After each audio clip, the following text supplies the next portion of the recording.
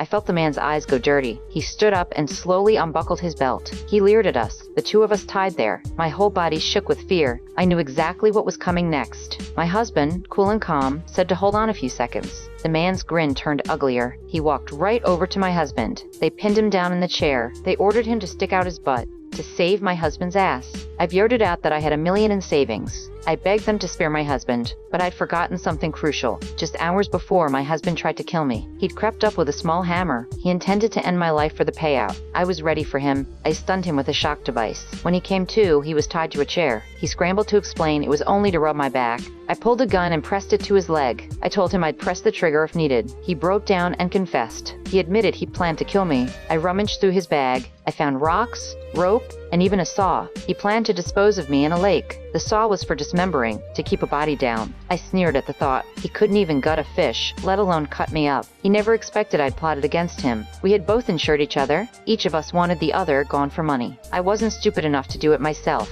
I forced him toward the cliff with the gun. I told him to jump. He backed away in panic. Footsteps came from behind. It was Mike, his buddy. He'd been brought in as backup. The plan was to split the payout afterward. Mike's share was only $200. I scoffed and said my policy was $2 million. My husband clamped a hand over my mouth. Mike heard everything. He leveled a gun at my husband. My husband panicked and begged him not to trust me. I told Mike I paid a policy on my husband too. I offered Mike $500 to take him out. My husband raised it to $1,500. I pushed it to $2,000. Mike froze, stunned by the cash talk. While he hesitated, my husband lunged for the gun. In the scramble, Mike blocked the muzzle with his hand. A shot rang out. His hand was gravely injured. He dropped the shovel and ran, screaming to call the police. He didn't get far. Another shot echoed. My husband hadn't expected to take his friend's life. When he realized what happened, I had broken free. He swung the gun at me and pulled the trigger without thought, but the gun has no bullets left. As he tried to reload, I stabbed his foot with a knife. I grabbed the gun and bolted upstairs. He chased me. He tackled me hard. A bullet punched into the ceiling.